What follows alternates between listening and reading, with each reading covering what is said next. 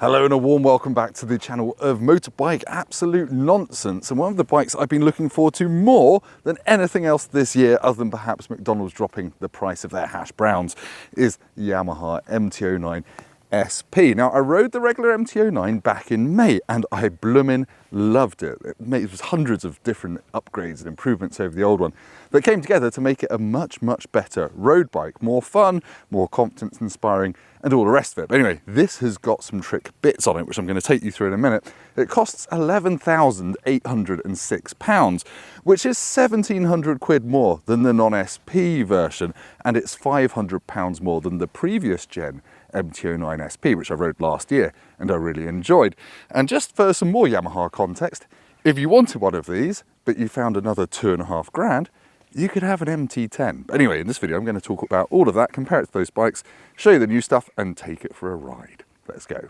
Right, so let's talk about how it compares to the regular MT09, the SP. Well, the one thing that hasn't changed is the triple. It's still got the 890cc triple with 119 horsepower, 93 newton-meters of torque. The engine is the same, the frame is the same, the geometry is the same, but then there are lots of other new bits. Obviously, the paint scheme is different. You've got the blue wheels, you've got, I think they call it Icon Legends, some kind of nonsense. It's lovely. It's the same colour scheme as my MT10 SP, basically. You've still got what some people think quite challenging looks, but I think in this colour scheme, that kind of sells it to me because I'm a massive tart. But really, the headline actual features that you'll notice when you're riding it are the Brembo Stylema calipers. Now, that's big news because it's for the first time in forever that Yamaha's used Brembo calipers rather than their own ones. It's a bit like the UK switching to the Euro instead of coins with the king's face on it. Sadly, you do get rubber hoses, you don't get braided brake lines.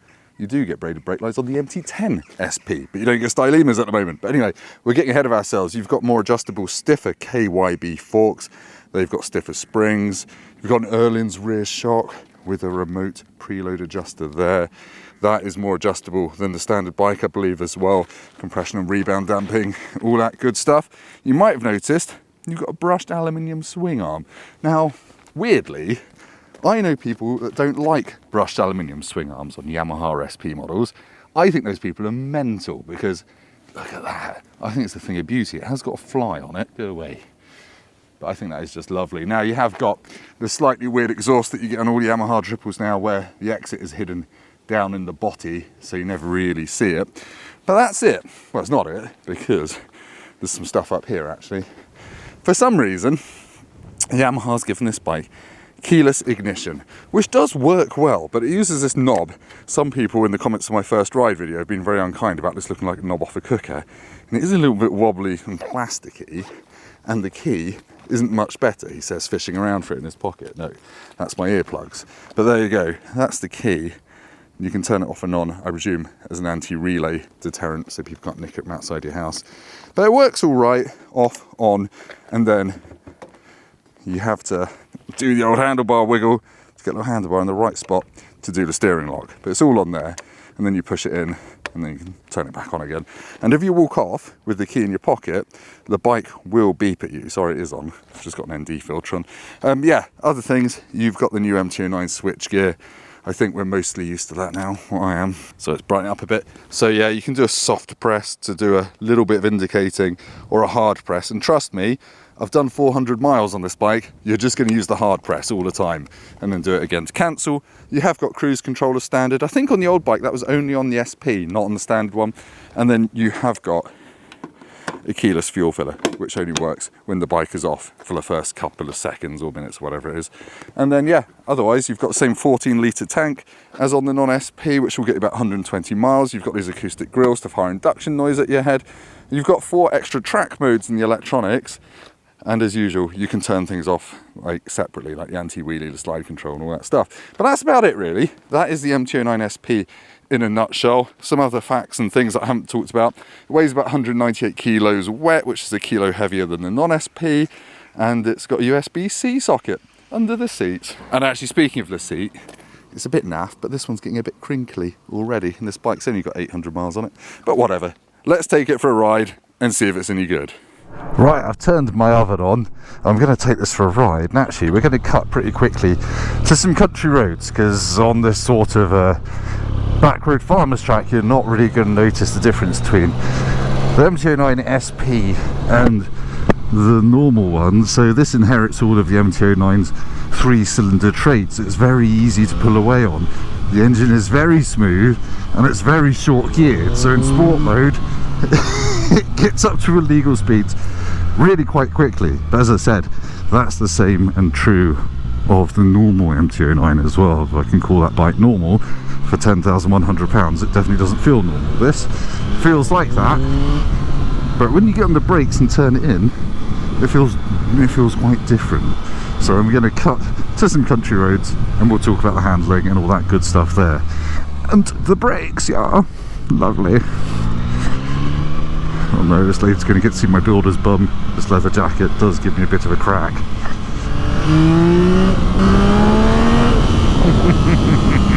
Oh dear. Right, now we're on a B road here in Britain, because that's where I live, unsurprisingly. And it is pretty quickly evident that the MT09 SP just has a sportier edge than the regular MT09. The first thing I really noticed is when you accelerate and brake on this bike, there's just a bit less pitching, a bit less kind of going forward over the nose, and when you gas it, it doesn't squat as much. And obviously you can adjust the suspension to your taste manually. Obviously it's not electronic suspension like on the MT10 SP, which is a great motorbike because I bought one. But yeah, when you get to a corner, you've still got the same very quick turning as on the regular MT09. That hasn't gone away, and you've still got the same confidence that you got on the regular bike from the standard fit Bridgestone S23 tyres, which are brilliant, really good road tyres for riding a bit like a nut job. Cars and vans pulling out on corners is something you've got to watch out for down here. But yeah, this adds, I would say, another 10-20% more confidence in the middle of a corner than the standard bike, just because if your riding style is hard on the brakes then turn, it just feels way more controlled through all of that. The suspension on this bike doesn't crash through its stroke, and over bumps and things, the damping, certainly from the shock, especially from the shock, is just better, it is plusher. And that's not me just having, oh my god, it's got Erlin's, it must be better syndrome. It is genuinely a plusher bike. Oh dear, yeah, the brakes. Yeah, the brakes. They're actually a big improvement. They are a big improvement, but back to backing the bikes for a short ride, you might not notice it. You might think, oh my god, Brembo Stylemas, my rib cage is going to exit through the front of me when I hit the brakes, and they don't, because you've still got a reasonably soft lever. It's just that when you start to pull harder from higher speeds, it does a much better job of telling you it's slowing down, and also actually slowing down than the standard bike. And I think the MT09, the new one, the standard brakes on that are actually one of Yamaha's better in-house efforts, but these do take it to another level, so much so that you can trigger the hazard warning lights when you brake hard. But if you're into fast, sporty road riding, the firmer suspension, more adjustable suspension, and the Brembo brakes, for me, make the SP worth the cost of admission, the extra 1,700 quid. And if you want to see what this engine does, then I've done first rides of both the normal bike and this bike, where I giggle a bit and do some, slightly crap wheelies off crests. But this is a fun bike with a capital FU in it. The engine, it's got so much torque, and it's quite short geared, to be honest. Not enough that's annoying on the motorway, but you will be looking for crests to do little crappy power wheelies off, at least if you're like me. And even with all the electronics on their minimal setting, it will let you do little ones with a safety net to look after you. It's not like a Triumph where you have to turn everything fully off and then you're on your own. Right, I've been down here for a while.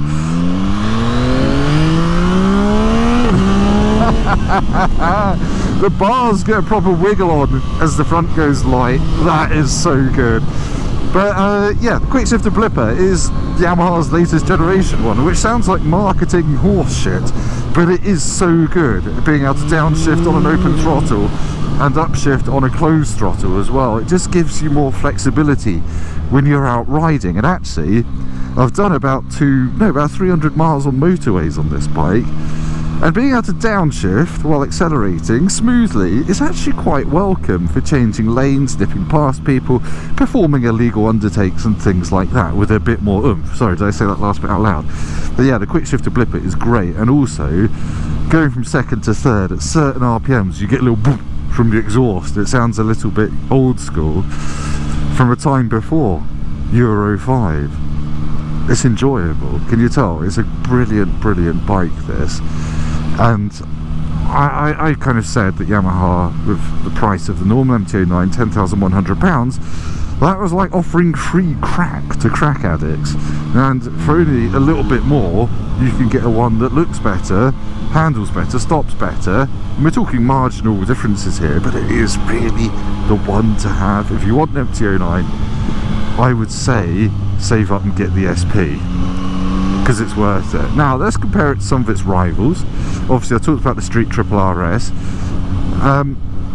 When I first reviewed this MT09, I made a big deal about the seats, having two separate seats and it being a bit weightier over the front end, a bit more length forward. And that is true, but I don't think it's as marked as I perhaps made it out to be in my original MT09 video. This is still noticeably more upright than the Street Triple, which for me suits me better for road riding. It's a bit less wristy, and also it is less firm, even this SP model, so you can enjoy it more of the time. The power is more accessible, the gearing I think is shorter, it's just more fun on the road than a Street Triple RS, and this costs I think exactly the same as the Street Triple RS as well. So I would definitely pick the Yam over the Street Triple RS. The next elephant in the room is the KTM 990G, which is a very good bike. I've reviewed it on this channel. It feels closer to the 1390 than ever. It's got loads of torque. It feels more yobbo than this more of the time, but it hasn't got the magic trick of being able to be yobbo like this bike and then dial it back and be civilized. So yeah, I would pick this and save some money over the 990G. Oh, brilliant. And now we've got no road surface. So I think this is finished better than the 990 Duke as well, and that's one of the SP things that you get. The paint finish and everything just seems nicer on this bike than on the non-SP. So yeah, 990 Duke, also quite challenging looks, and I think that bike feels a little bit plasticky, certainly compared to this. This feels more like a more premium product. And this, if you want to turn the electronics off, can be just about as naughty as the KTM. It's just not as naughty all the time. This does feel like a Japanese KTM in a way. It feels like it's got the tattooed, like, bare-knuckle fighting ability of the KTM, but it's wearing a smart Japanese business suit. It's only when it gets into the onsen and it takes its shirt off that you realise it's a bit of a nutter. This also sounds better than the KTM. It's got more induction noise, and that triple noise is just more enjoyable. So I think that's most of the decent middleweight nakeds covered off, the Triumph, the KTM and this. And I would pick this. I would pick this. It's great value for money. Yes, 11.6 isn't cheap, but what is these days? Certainly not a night with your grandmother. So if you're in the market, get MT09 SP.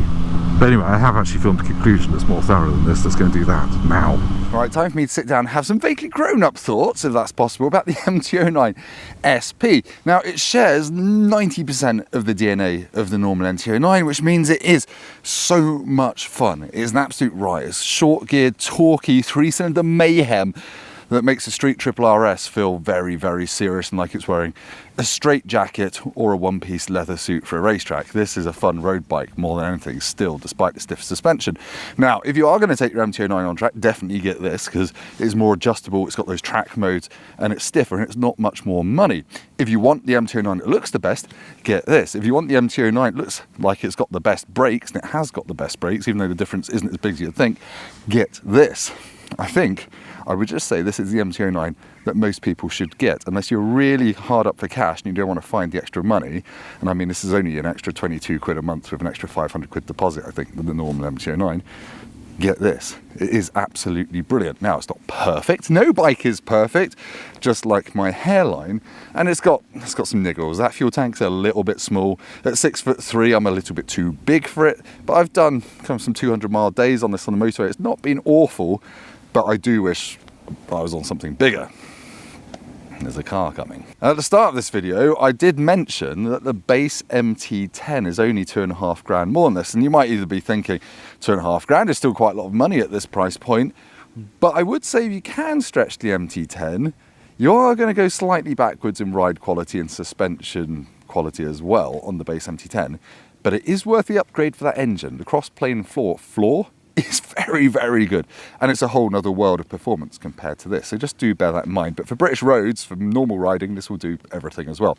Anyway, I love it. It's brilliant. I'm going to give it 9 Tim Roadies out of 10. I do just wish they'd put maybe braided brake lines on there, because now I've noticed it, I can't unnotice it. And that's about it, really. I wish it was a bit bigger, and I wish the seat hadn't crumpled after 800 miles. But it's an amazing bike to ride. It's not as outright sporty as a Street Triple RS, but on the road it's punchier, faster, and just feels great. And it's a bit more comfortable as well. Anyway, waffle over. Thank you for watching this video. If you made it this far, I really do appreciate it. All you lovely people that have subscribed recently, I have noticed. Go down to the comments, leave me the Japanese word for, oh my God, it looks great. It's got blue wheels, but I'm not sure about the face. I'll see you next time. You don't have to write that. Just call me a twat instead. In Japanese, though.